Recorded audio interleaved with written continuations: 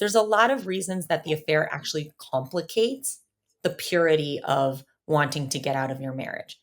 At the same time, sometimes the affair is what someone needs to actually have the conviction to leave a marriage at long last. Right. So it's complex and it's nuanced. And at the same time, I would recommend handling your shit as soon as you possibly can. Hola amigos, as many of you know, I am a mama to tres niñitos, and let me tell you, it has been a beautiful wild ride. With 2 boys and a little girl, my babies have all been high energy, nonstop, and on the go.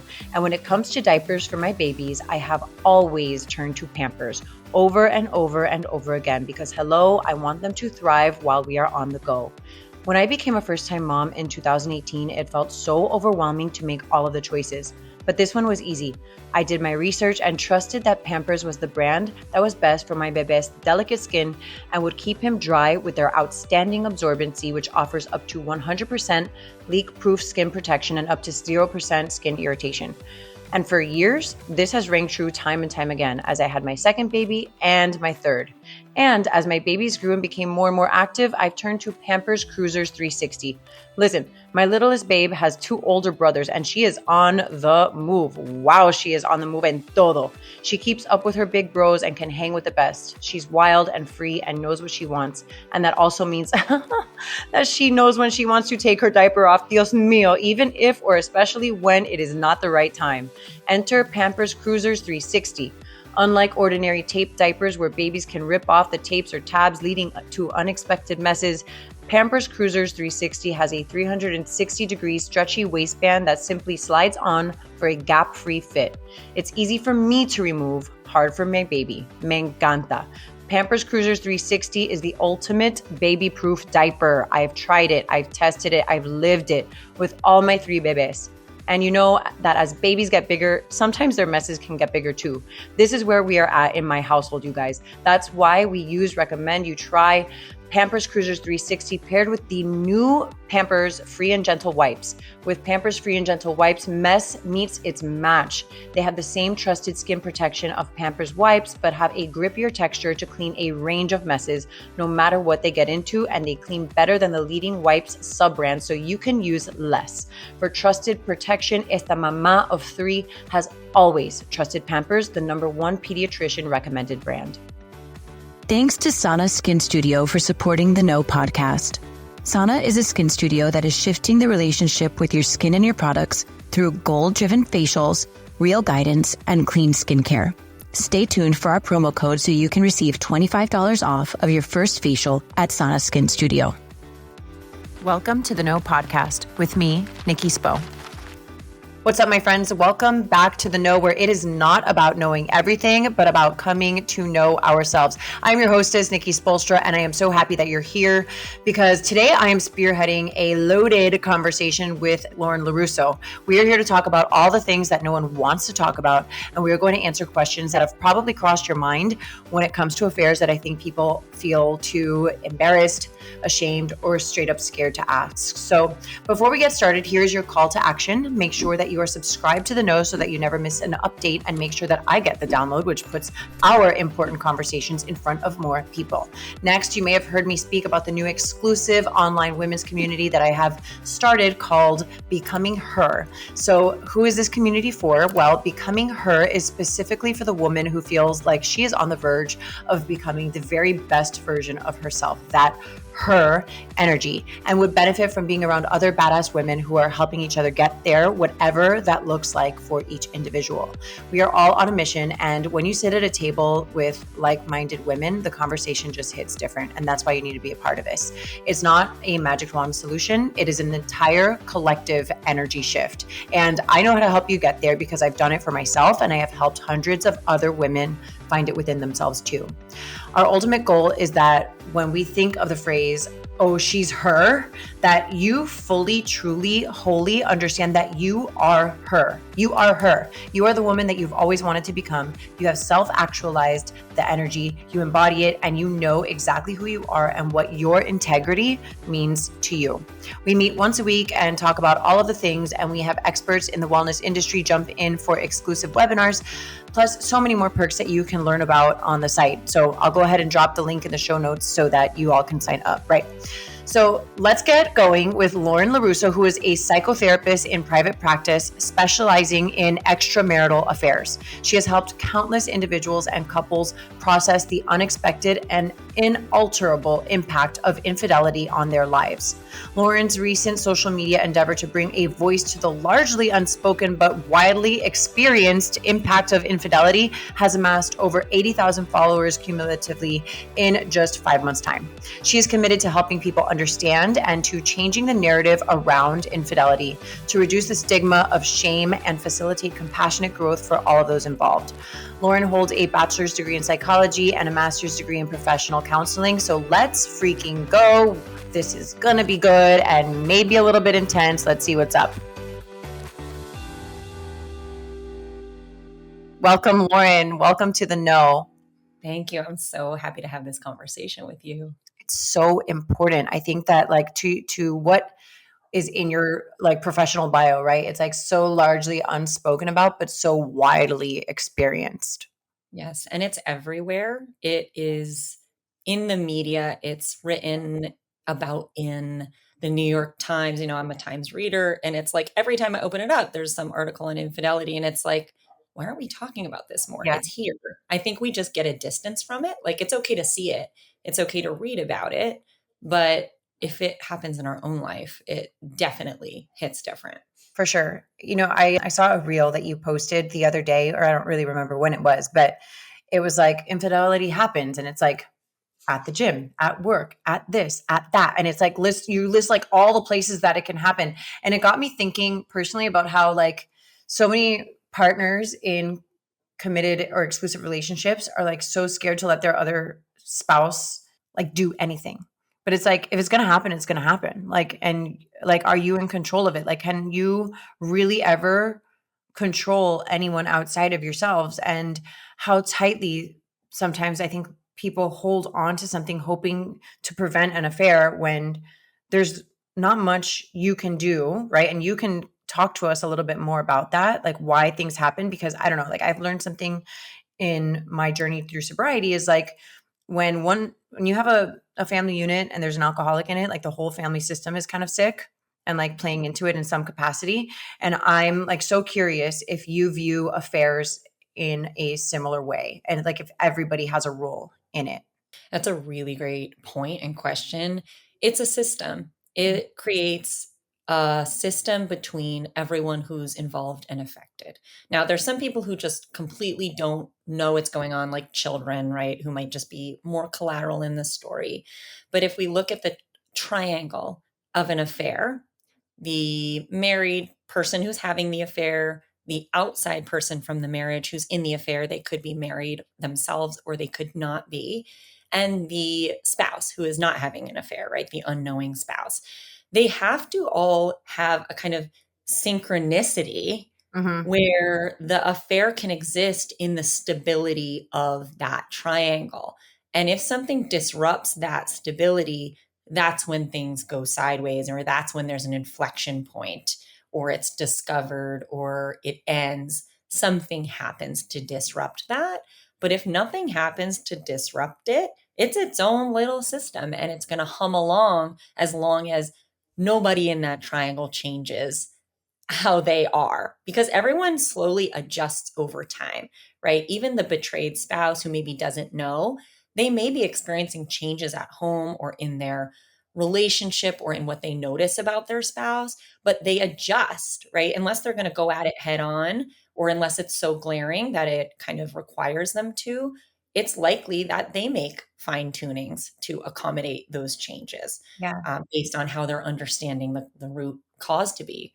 I'm working more, okay, let me shift that. So everyone needs to shift their roles to accommodate it staying the same. Totally. I can see that. And I was thinking to myself, and you kind of answered this, but I wanted a little bit more clarity about like what inflection points are. When you say like, unless there's an inflection point, like what are examples of inflection points for people who are like, oh, I don't even know what she's talking about? Sure. It's something that causes a shift in that dynamic. So it could be anything. It could be that someone who's having an affair ends up giving birth to a child in their family unit, Mhm. and that brings the affair to an end, right? Like a life occurrence, a milestone in their life. They might move away. They could, like I said, have a child. It could get discovered. It also sometimes the inflection point is from outside of the marriage, and the affair partner starts raising holy hell and refuses to settle anymore for the dynamic that they're in. And it causes enough disruption that something has to change, that the affair becomes unpleasant enough for the people in it. Just like anything that changes, it's like we Right. need to get uncomfortable enough to make that Okay. change happen. So those inflection points are anything that makes that dynamic uncomfortable, unsustainable, right? There's suffering, there's change, there's something that's forced. From within the marriage or in the relationships that's happening outside of the marriage. Exactly. I want to get to later about like that dynamic also, like why you think that people maybe select partners that are in marriages, right? And then also like why people seek out affairs in the first place. But before we get into like some of that nitty-gritty stuff, like how did this even become your specialty?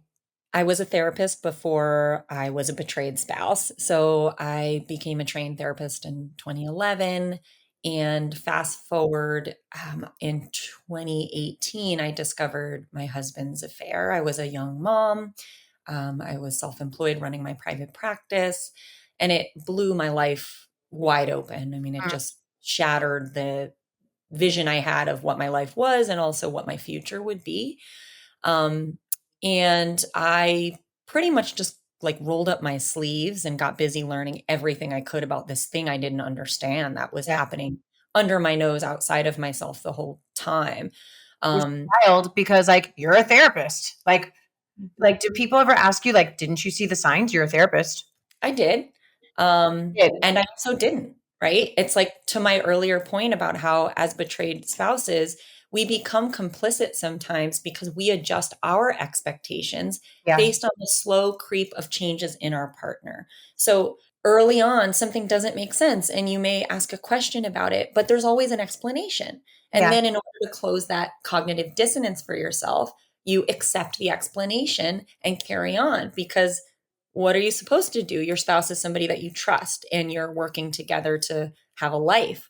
So that was largely what happened for me. You know, there were definitely early question marks for me, and they were always explained away. I had a spouse who did a lot of shift work, and so it was very easy to explain different whereabouts. You know, I was very used to being on my own at home, taking care of our daughter, working, and him really not being around except for when he was going to be around. So Yeah. a lot of times those dynamics are ripe for infidelity because there's easy explanations about where somebody is at odd hours. Mhm. Um, that being said, once I did discover the affair, our marriage did not survive. There were like 10 months of limbo that were extraordinarily painful. And I just remember sitting in my therapist's office. I'll never forget it because I'm just sitting there like sniveling, and I can't even imagine what I probably looked like at that time. I'd lost, 15 pounds off of an already small frame. I was totally traumatized, crying every day, buckets. And I just looked at her and I was like, this is bullshit. Nobody tells you this story, right? Like we're Yeah. sold the forever story where you get married and everyone's celebrating you. And who the hell tells you about this thing, this wild thing that comes in and explodes everything you thought you were doing? And I said to her in that moment, I'm going to create a practice that serves this issue, that this is not talked about as widely as it is experienced. Because when I was a betrayed spouse, I really was flailing at figuring out how to survive the experience itself. And I ended up having to kind of go to a lot of different sources to build myself a knowledge base and the reserves to get through it and to recover from it. And I just felt like, what would it be like if there was one place where people who were experiencing this in any way could come and feel seen, heard, supported, understood, that they weren't alone. So I didn't do that immediately. It took Yeah. like 5 years of my own healing, but here we are. Well, it's how do people talk about it, right? Like, it's not like, oh, I had a baby. Like, moms can go and talk in moms groups about like what their birth experience was like and how it was traumatic or whatever. There's like sobriety groups. You can go talk about your recovery. There's all these other groups, but like, your women and men aren't typically running around like talking to their friends about the affairs that they're having, because like there's so much shame and dishonor and like all of these other things, whether they're perceived or real, that it's hard to talk about in society. Like, you can't just like run around talking. And then like, you're also dealing with like, well, how now does my social community is going to view me and my family, right? Or there are so many layers to it. It's not like you can just talk to anybody except a therapist. And even that can feel really isolating. Like, just you and your therapist are going through this thing, but you have to turn around, you go to your therapist's office and you talk about the things, and then you have to like turn around and go be mom or husband, dad or employee or whatever it is, and function properly, appropriately at a high level in your real life, which has just had a grenade go off in it That's that you're exactly not allowed to talk about, right? Like, that's when exactly right. my son was going through chemotherapy, people were aware of it because he lost his hair, right? There were moments where we could talk about that. There was space where I could be like, okay, yes, I am going through this, right? People aren't running around talking about the affairs that they're having or that have been had. It's just not happening. So, I know that you have a Substack, which you have so many people subscribe to, and that you are a safe place for people to come and get information. And so, does that occur for like every role? It does, yes. So I love that you brought up the shame and silence and secrecy that Mhm. particularly shrouds the experience of infidelity.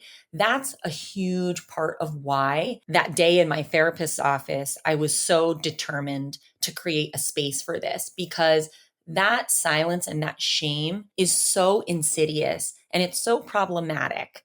And like to your point, it's isolating. Yes. So when I found out about my husband's affair, I didn't tell anybody, because not only was I protecting him and the possibility of our marriage working out, I was also protecting myself. I felt deep shame, like I had failed, right? That I was unlovable, I was unworthy. And if you're an affair partner, you're not running around sharing with people that your partner is married and unavailable. I work with affair partners every day who are just seen as indefinitely single people who are unmarried, and people wonder why they're not partnered. They are, they can't talk about it. I work with unfaithful spouses who either are having an affair once or they've never been faithful. And it's just like tucked into the narrative. And they usually come into our sessions and they begin crying immediately because they've never been able to talk about it. And they're carrying so much shame and self loathing and guilt that simply having the conversation is a release.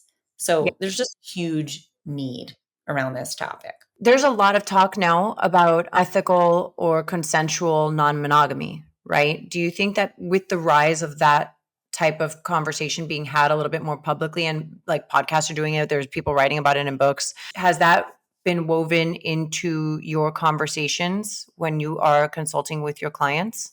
Not usually, and here's why.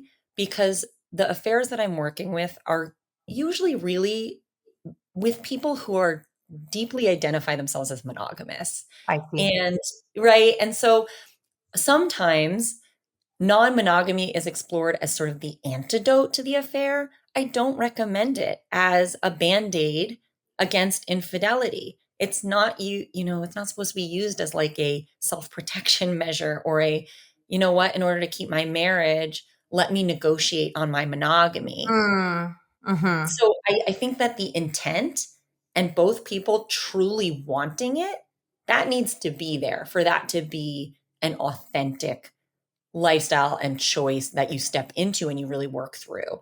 Also, infidelity happens in those dynamics Yeah, too, sure. because it's about secrecy. Right. And sometimes as humans, we always want what we can't have. Um, So definitely. there's that. I mean, I can relate to it in my own way. To my not, what's wild, Lauren, is that like throughout my life, I to this day don't know if I've ever been cheated on. Like, I don't know. I don't know that I've ever like gone looking for those answers. I have no idea. I'm just like over here kind of doing my own thing. I know that I've never cheated on somebody in a proper way or anything like that in my life. And I'm talking about like my whole entire dating life, right? Like, which people, it's not just limited to the time that I was married. I'm talking about like as a whole. But I definitely can relate to like the feelings of secrecy being so enticing.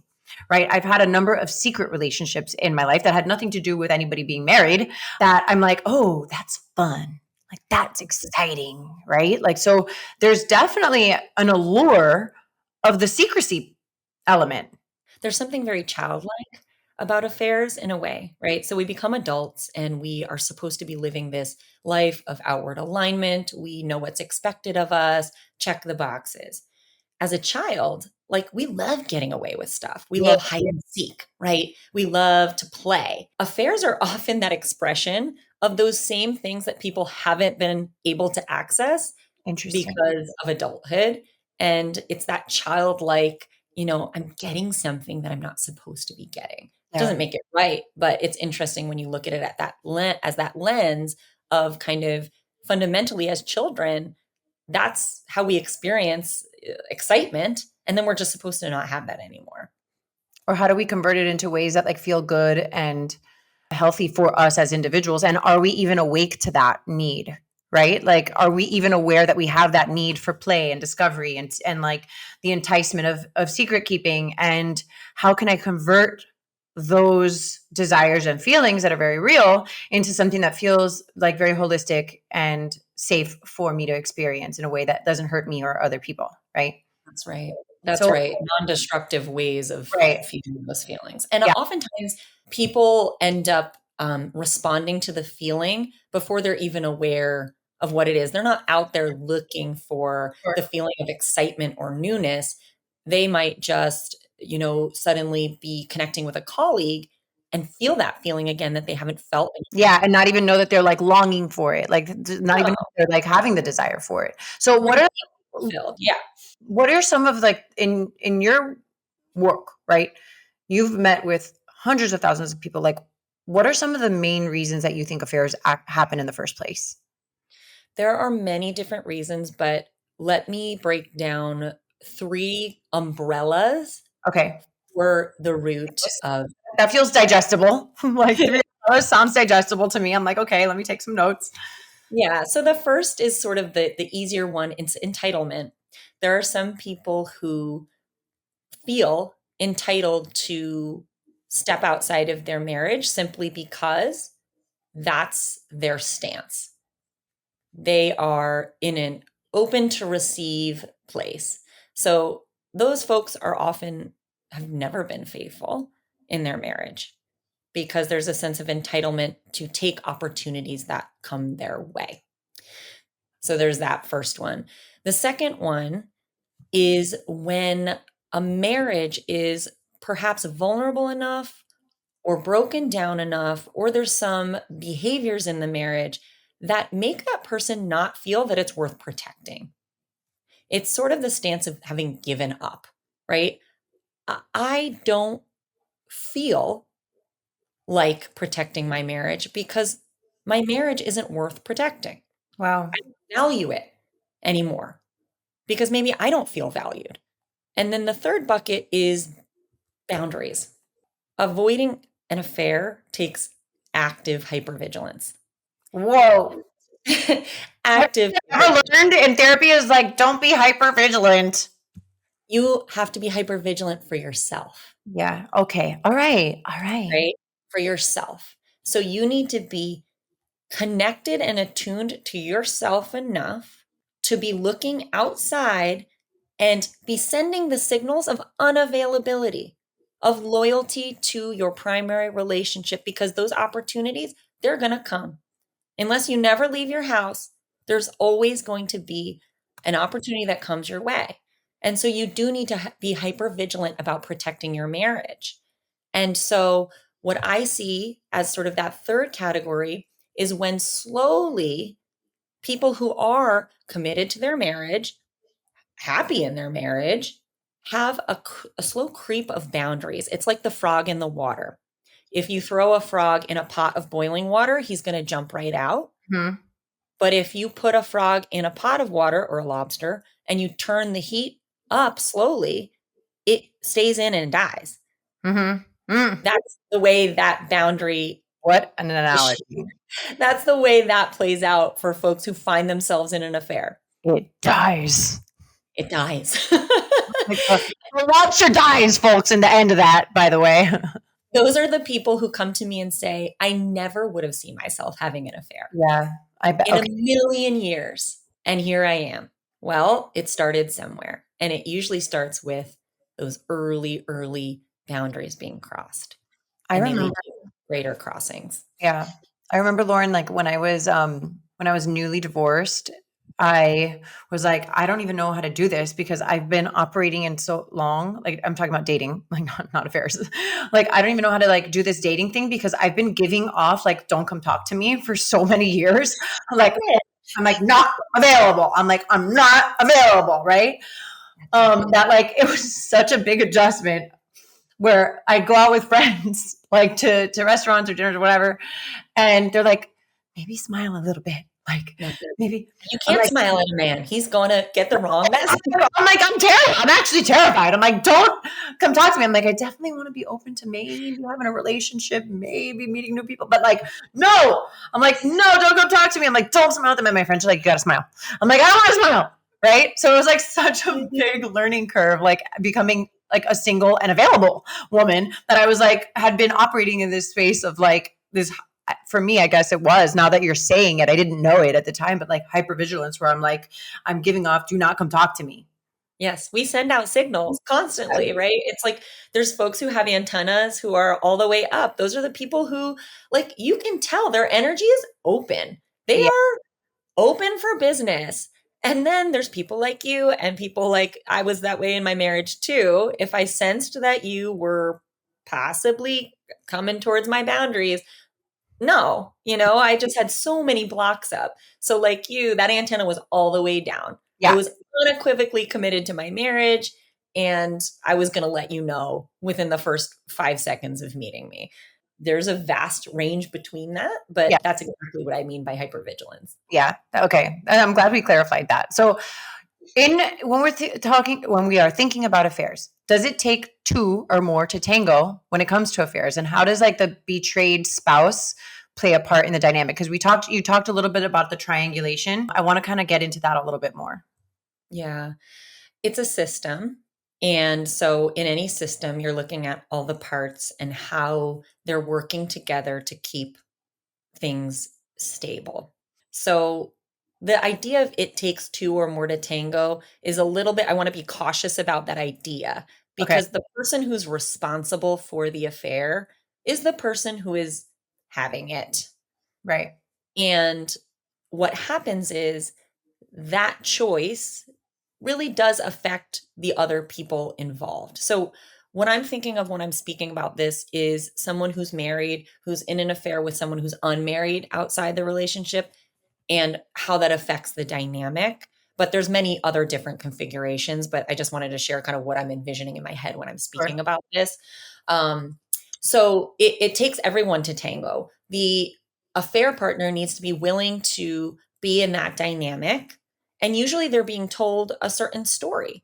They're being told a story about the marriage that may or may not be shades of true, that are leading them to have an amount of faith in the vulnerability that's there, right? That's not really a legitimate relationship, is the mindset. We are the legitimate relationship. Okay. So if you're the other person, right? Like not the spouse, you're the other person and you are hearing maybe about the vulnerabilities of the marriage, right? You're like, okay, the other person is thinking, okay, that relationship is done. Like, you write it off, right? Because the person who's married is writing it off. And again, it could be two people who are married having an affair. It often is who some of them never speak about their marriages. Like they just know they're in this relationship to get something out of it, and it's actually quite stable for them because neither intends to threaten their marriage through this relationship. In other cases, though, the marriage is really undermined as a way to build up the reasons that this affair is even happening in the first place. It's that justification. And Yeah. oftentimes it is true, right? The marriage maybe has gone by the wayside. It's weak. It's dying on the vine. It doesn't make it okay, though. But an affair partner, it's like food for an affair partner. They're like, okay, great. That is a dead relationship. So I can work with that. It's just the mindset. And for an unfaithful partner, they're usually playing both sides, Mm-hmm. whether, they like to admit it or not. That's often the hard conversation I end up having with unfaithful spouses, is for them to get really honest about how they are playing both sides. I bet that's like pulling teeth, like getting them to admit that. Is it? No. Really? Mm-mm. I find that so No. surprising. I have to say that when I work with unfaithful spouses, they are so humbled by their own experience, and they are very ready to admit Wow. their role. And maybe that's because they're coming to me, right? So they're ready to have these hard conversations with someone that they trust, Mhm. and they know I'm not going to judge them. But I don't shy away from saying, listen, this is working for you. All right, guys, let's take a quick break so I can thank our sponsor, Sana Skin Studio, with their OG location in Wynwood and their additional locations in Fort Lauderdale and Coconut Grove. Okay, so the best way I can describe Sana is that it feels like coming home. Unlike traditional facials, Sana's facials are rooted in education, and I love this so much. Every experience I have had at Sana has been a chance for me to learn more about my skin and its needs.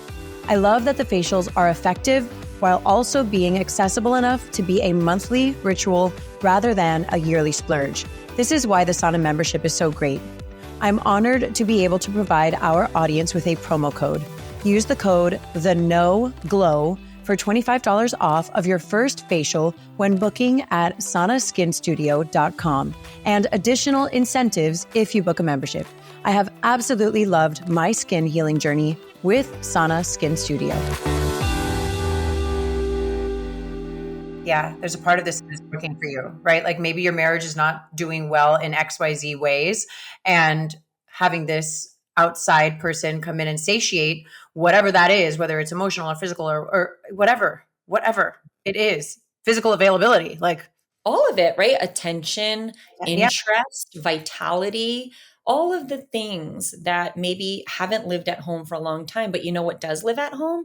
The children, the shared home or multiple homes, the finances, the history, the extended family you share. And so oftentimes the strength of and importance of those aspects are very dismissed Mm. in the face of an affair. And then when it comes time to actually maybe try to leave your marriage, if that's what you've like promised or want for yourself, yeah, no, there was actually a lot else there Mhm. that, you're not ready to give up. Do you think that people can save their marriages after affairs? They do. They They do. do. And what does that take? It takes both people wanting to stay married. So I know that's not like a rocket science answer, but really both people need to want to stay in the marriage. Now, to actually repair takes honesty, and it takes a commitment to honesty. Wow. And it takes looking at how did we get here, and how can now everything be put on the table that maybe was never on the table, and how can we sort through it to make a new relationship together after this. You have to put an end to the first relationship. It's almost a psychic Before, exercise. like before this and after this. Yeah. Because to continue it would be too painful in a way. Yeah. So oftentimes it's that, okay, that was, us 1.0. Mm. Now we're building and we're agreeing back into us 2.0. Almost like a recommitment of sorts. Yeah, exactly. And then there's couples who really did have a great relationship, and there's not massive changes that need to be made, but the mistrust and the pain Mhm. and the wound needs to be taken care of so that they can go on and live the beautiful life that they had been living and that they want to continue living Yeah. together. So it matters as to what the origin story is. Right. Sure. And what about people who want to leave their marriage for their other partner? Yeah. your extramarital partner, It's done. It's done. I'll say that. right? Like it What's happens. that? It happens all the time. It does happen all the time. Um, it also doesn't happen all the time. So there's people who make that promise who then when it comes time to confront the reality, like I mentioned before, they back down and they have to admit, you know what? I thought this is what I wanted. I dreamt of it. I projected it. I even projected it to you. And at the end of the day, when I really am faced with my value sort, my values are keeping my family intact, or my values are sharing my grandchildren with my wife. You Mm-hmm. know, it's sometimes it's those future visions and not letting go of those dreams and the family unit and all of those things that really prevent a person from doing the thing they always thought they would do. So then what happens in the marriage if that's the choice, right? Do you make a commitment to like being miserable? Or do you have to like be willing to face the music within the marriage? Because it's like I can understand, right? I understand what it means to stay together because of all these other systems and values that are put in place, right? And the risk of losing that is very daunting. Like, and I can relate to that outside of not having an affair, to my knowledge anyway, like it's scary to face that reality. Yeah. So the choice then, if somebody is deeply unhappy, then to stay in their marriage and remain deeply unhappy and not have something else going on. Like I'm not saying it's right or wrong. I'm saying like how do we get to happy? A few ways. I mean, first, you need to find ways to fill those parts of yourself in other ways that don't involve an extramarital relationship. And there's a grieving process. When Mm, you are deciding that this unit over here supersedes your choice to leave to be with this one person in this one partnership, right? At the risk of everything else mm, then you do have to grieve that. And yeah, you have to level with yourself when you get confused about why you're still there, that listen, this was my choice. Life is choices. yeah, yeah. And so really what I do is I work with people around instead of continuing to do battle with your choice, reminding yourself of your choice, why it was made, Uh, and living in a peace and acceptance of that choice. Now, I'm not pro misery. So if you're right, returning to a miserable marriage, okay, I would hope that perhaps you would examine why that is. Like, what is that doing for you? right, But I'm not, pro divorce either. It's really about what matters most to you. yeah. And that's different for everybody. And you need to be able to accept that and take ownership of that. Yeah, and so part of the taking ownership is it sometimes saying, "You know what? This marriage is finished. It cannot be salvaged." Yes. And whether I'm leaving the marriage for another person or for myself and this other person happens to be there, like that is ultimately the choice that I am making. I'm talking theoretically. I'm not talking about myself. I'm talking about like in theory, like if you were in Yes. that situation, and you're like, my marriage is unsalvageable. Now I am making a choice to leave. And so I also want to talk about the dynamic of like making a choice to leave a marriage for yourself and not for the other person. And if that comes up in your dialogue with your It client. does. The longer an affair goes on, the more confused that becomes for the person who is married, partially because affairs that go on for a long time, they do hit that equilibrium and homeostasis that I talked about before. And it Mhm. makes the origin story very confused for the Mm, person who's in the marriage. They okay. they begin to perhaps disconnect from their reasons that they felt the way they felt. They now have a lot of guilt and Mm, shame that gets in the way of their truth because they know they've been acting outside of their integrity and it messes with their mind. Like, what is okay. true anymore? Right. Oftentimes, sometimes the marriage gets better because of the affair. And so it's not that bad. There's a lot of reasons that the affair actually complicates the purity of wanting to get out of your marriage. At the same time, sometimes the affair is what someone needs to actually have the conviction to leave a marriage at Yeah. long last. Right. So it's complex and it's nuanced. And at the same time, I would recommend handling your shit as soon as you possibly can, because that guilt really does get in the way of being able to have some of the hard, important clear conversations and really take care of your family and your commitment you made to your spouse without having all of the lies that you're carrying with you. That's just what I see, is that when people are carrying lies and secrets, they have a really hard time having the honest conversations that are also true about how they have felt for a long time. Yeah. And like, is there a point where you start to believe your own lies? Right? Yes, Like, and you can't, you like, it blends, like what's real and what am I telling myself in my mind? And now I can't tell the difference. that's Like that exactly happens to right. people. They don't, it is hard to know what is true and real anymore and what you've been telling yourself. Right. So that's exactly a part of the equation, which is that now I don't know whether this is just a story I've built up so much for myself. Huh? Is it really that bad? Now I'm like all confused. Am I going to get a divorce because I made up this story to justify my affair? And now like what is real? I Yeah. don't even know anymore. So the affair confuses things. It might motivate things and it also might confuse things both at the Sure. same time. Well, I think the soundbite here is like the advice is handle your shit ASAP. Like Yeah, wrote that down. I'm like, maybe that will be the title of the episode. Affairs, handle your shit ASAP. 100%. And you know what? You're not ready till you're ready. And so it's easy for me to see that. And like we're all arriving at different places of readiness in our life. We have to decide that we're not willing to live that way for that to be changed. I want to close with two different topics, right? Like if you are forgiveness within the affair, right? When couples decide to stay together, and also the other person and why and how that dynamic is for them when they are choosing a person who is unavailable. Okay. So what is it about that Maybe somebody hasn't been told that someone is married, right? Like maybe that was kept away and then it comes up later on after a relationship has been established, whatever it is, whether the person knows or not, right? At some point, perhaps they know because there's maybe a blockage of the way things can progress or whatever. I'm not really sure. But Mhm. what then makes a person say, you know what, I'm committed to this, even though this person is not available because that person is married? Yes. I was listening to a past episode of yours where the coach brought up the idea of secondary gain. And Mm. when I'm working with affair partners, that is a huge part of the conversation. Getting clear about what your secondary gain is by staying in this relationship dynamic that is possibly causing you pain, loneliness, and not entirely working for you.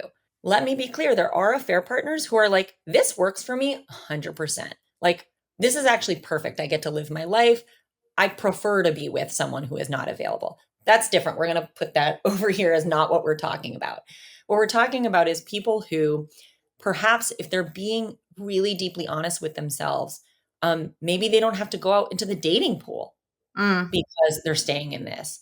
Maybe they never had to grieve their spouse who passed away fully. I see widows a lot who end up as affair partners. Oh, wow. You know, it kind of maybe band-aided that grief. And now I've attached to someone new and I would have to grieve everything all at once. So getting underneath the secondary gain question, like, what is this doing for you? It's doing something for you. And there's a story you're telling yourself to keep yourself in this dynamic. Oftentimes it's related to scarcity. This person is so amazing. This person, I've never felt this way before. They have all the qualities I want, but asterisk, married. Mm. So I can either go out there and risk never ever feeling this way again, or I can tuck my real big desires in so I don't lose this treasure that I've found. So those are some of the factors that can go into it. It's just not wanting to let go of that relationship and of that person. But oftentimes they are also being strung along like, I'm going to have the hard conversation after the next milestone. Right. So how do you help people deal with that, right? If they are being strung along, like to what end? To what end are people allowing themselves to be strung along? I'm a fan of affair partners being extraordinarily intolerant of the dynamic. So I'm a fan of affair partners who have a zero tolerance policy for being in the affair. And here's why, because I think that if there's a level of acceptance, a married, unfaithful spouse, they sniff that out and they're like, oh, they're not really going to go anywhere. and everything stays the same. Even if there's kind of like hell being raised or hard Mhm. conversations being had, they still know I don't have to really actually do anything. It might be uncomfortable, but I don't actually have to make this change. Yeah. And a fair partner, what I want for a fair partners is ideally for them to get to the place where they would rather be alone than be with someone who is not ready to be with them. You can come back to me. You can come and find me and see if I'm still available. I might be here holding a candle for you. I don't know. It doesn't matter. But ideally, as an affair partner, you connect with the bigger vision for your life and say, I am willing to let go of this thing with all the fear that that requires and entails because I would rather be alone, living a full, aligned life without this pain than sit around feeling this pain, making my life small. That's scary for a lot of people, I think. Terrifying. Well, I It's think heartbreaking. loneliness is scary in general. How many times do people stay in any type of anything, a job, like whatever, because being on the outside is intimidating and scary. It's the devil you know instead of the devil you don't, right? So you Right. need to be willing to fill your life with all the beautiful things, get busy living, and have a space available for Yeah. a relationship with someone who is available. Yeah. Well, it sounds like also like when you said about like the married partner who is having the affair, they can like sniff it out, right? If a person is really going to go anywhere or not. And it's almost like then there's no motivation to change either one of the things, right? Like there's no motivation to like, if everything is status quo and you know that your extramarital partner is maybe not going anywhere, and maybe it satiates the things that are going wrong in the marriage or not available in the marriage, like why give in either direction when you can have this two best of both worlds, right? But ultimately, what I think, I mean, and I'm not an affair expert, but I do feel like I know a lot about people, is like ultimately, do you ever feel at peace when you're juggling two separate lives? I mean, some people might, but then there's also like the problem of honesty, right? And truth and power of choice, like giving everybody in the game the power of choice, right? So, like when we even talked about consensual non monogamy, like, is there a choice in that, right? Like, am I choosing this? Do I have all the information to say, okay, yeah, actually, this works for me, or no, I'm really not interested in that? Like, I think that the affair itself removes the power of choice for the person who doesn't know about it. Yeah, and it's interesting you bring that up because there's a reel that went absolutely bananas viral where I posted the reason why I didn't tell my husband's affair partner's husband about the affair. And the wrath that it incurred on social media because people felt like, to your point, he has a right to know that his wife is being unfaithful with my husband so he can make an informed choice about his Mhm. life. I could not be the bearer of that pain. Call me weak, call me someone who favors staying in my own lane, all of those things. I simply didn't find that it was in my integrity to step into somebody else's marital dynamic. I don't know if he's abusive. I don't know. I don't know what he's going to do. Right. I couldn't do it. But the general, argument is that, you got to go and tell. It's not always so clear cut. It's wild that you say that, right? Because I remember in most of my relationships that I've ever had, I think I've always been like, if you cheat on me, Lord, you better hope I never find out. I'm like, you better hope I never find out because that will be the broken, like, that will be like, you will lose me. Like, I will not stay. Right. And for me, I'm like, you don't get to go do this thing and then you feel so guilty. I'm over here happy ish, right? In theory, right? This is a theoretical situation. I've never experienced it before, guys. But like, and you now are living with this like guilt and shame from like this mistake you made. And then you come put it on me. And now I have to deal with it. That's your burden to carry, sir. Yeah. Like that's How I felt when I found out. I that's felt your like, burden to are you carry. kidding me? I have to live with this now, this thing that I didn't do. So yeah, I mean, I think you're right. And I think A lot of people it's disagree with me on having that mindset. I'm like, the truth will come out. Like the problems will come up somehow, one way or another. But I'm like, you don't get to come like put your burden for me to carry. No, thank you. Like Mm. you carry it, you eat it. Well, I think the thing about affairs that is resoundingly thematic is that you really don't know what you'll do until it happens to That's right. you. I'm saying And this now. as with anything in life, but at the same time, you're right. Like you're being handed this catastrophic grenade, and somehow you need to figure out if you're going to live with it or not. It's a horrible, Right? horrible Sophie's choice. It's horrible. And at the same time, like let's all get out of this and back into alignment one Yeah. way or another, Yeah. right? So maybe divorcing me was the best thing my husband ever did for me because he freed me from having to live outside of my integrity. I didn't want to have to live with his affair at Oh my God. all. With any fiber of my being, I wanted my family. I wanted my life. I Yeah. did not want to live with infidelity the way that it had gone down And at outside of all. integrity, right? And whatever integrity means for you or any given person. Well, you said the word honesty, and there's this beautiful book by Martha Beck called The Way of Integrity. And I My would, favorite book. I what's that? love it. It's my favorite book. I Yeah. talk about it all the time. Life changing because she talks about integrity as being whole, as Oh, being living an like, honest life. and your parts like working like all together. All your cogs are working together. Yes. And you need to be deeply attuned to yourself in order to say, like, is this true for me? Right. Or Right? Or something, am I right? Like co-signing? I gotta pay attention to this because this nut and bolt isn't super tight. Like let me get on that. Yes. And what I love about working with affairs is that people come to me and they're all completely out of alignment, right? They're living dual existences, they're pulled into pieces, and it's horrible and it's suffering. As Martha Beck talks about in the book, there's pain and there's suffering. Mm-hmm. Pain is a great teacher. Suffering tells us that we are in an unsustainable dynamic. And how do we get out of that?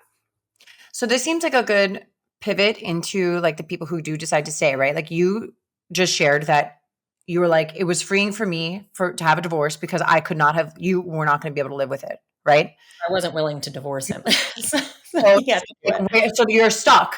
It's like being stuck. So how then do couples who decide to be together and now get radically honest with each other? Like, okay, maybe that radical honesty is a part of the equation of moving forward and to the relationship 2.0, that we're leaving the previous relationship behind and now we're moving into this new phase of the relationship. Like, how does the forgiveness happen? Like, how do people even begin to do that? Everyone feels different about forgiveness. And there's a great book by Janice Abrams Springs I would recommend to anyone about this topic called How Can I Forgive You? And she extrapolates the difference between cheap forgiveness, which is sort of maybe what we're taught sometimes in like religious circles, like just forgive, it'll free you. No, we want earned forgiveness. When Mm, somebody earns forgiveness by taking ownership of what they did to hurt you and then actively changing their behaviors to be the corrective experience in yeah. response to the way they hurt you, you might find space in your heart to forgive them Mm. because And it you have takes built time. better. It takes time and it takes repeated, commitment to being the healer. I'm a fan of acceptance because I Mm, think in a vast majority of cases, we need to learn to live with what happened. We need to yeah. learn to live in acceptance where we're in a space of sort of dispassionate neutrality. It happened, and I'm not feeling friction with it either way. It's a thing that happened, and I accept it. And now what? And now what? And now what? Yeah. And Un- when we can build something better in our lives after something happens like this, that's where real healing comes in. I mean, and that obviously what I'm doing is a huge part of my healing too, right? I took yeah. something that blew my life apart and I'm serving, the topic at large. That's deeply healing for me. And Martha Beck talks about this in her book too, when we can be agents of creating something bigger than us out of our pain points. Yeah. That's like next level healing. I think that it is like the cornerstone and the pillar of like why recovery groups work so well. Most of the time in recovery groups, the 12th step of recovery programs is to be of service to another person who is sick and suffering with whatever, XYZ. And I believe that is part of, I can see it as in you as part of your work. I feel like I'm doing that as part of my work in building my own online community. Lauren, tell us where people can find you, because I know that we're hitting on things that so many people want to talk about, don't know how to talk about it, don't know where to access the information. So where can people find you? You can visit laurenlarusso.com. That's my website. At Lauren LaRusso on Instagram is my handle. I'm on TikTok at Lauren_LaRusso. And you can head to my Substack at laurenlarusso.substack.com. So what does your Substack do? Because I know that people are obsessed with Substacks. It's called Letters to Lauren, and it's where I receive real life letters about people's affairs and I respond to them. So we're actually changing the format right now. So we're in a little bit of a shift phase with it. It's probably going to be audio, visual, and readable. But before it was written letters and they're written responses from me. Very cool. Well, thank you for doing this for people and for yourself. And I applaud you. And I'm so excited for everybody to hear this conversation, and for the people who need to check you out. I hope that you guys reach out to her. All of Lauren's information will be listed in the show notes. We will also link some of the books that we talked about here that we both like a lot. And I hope you took notes, and you can always come back to this episode whenever you want. So with that, Lauren LaRusso, thank you so much for being here today and sharing your wealth of knowledge and experience with us. Thank you for having this conversation. It's going to help a lot of people that you had this courage to have me on. So thank you so much. Thank you. This podcast was brought to you by Sana Skin Studio. Be sure to use my code, TheNoGlow, for $25 off of your first facial at Sana when booking via sanaskinstudio.com. More than a skin studio, Sana is a movement towards healthier skin and self-love. Thank you so much for listening to The Know. If you loved this episode, go ahead and share it with a friend. Words are so powerful, and someone may need to hear what we covered today. And if you really loved this episode, please take a moment to rate the show and leave a review. Your comments are so important and valued, and they give other listeners insight on what to expect on The Know. You can connect with me personally via Instagram at Nikki Sap Spo and The Know with Nikki Spo. My hope for you today is that you are fearless in looking inward so that you can be your highest, most authentic self and go after the life of your dreams.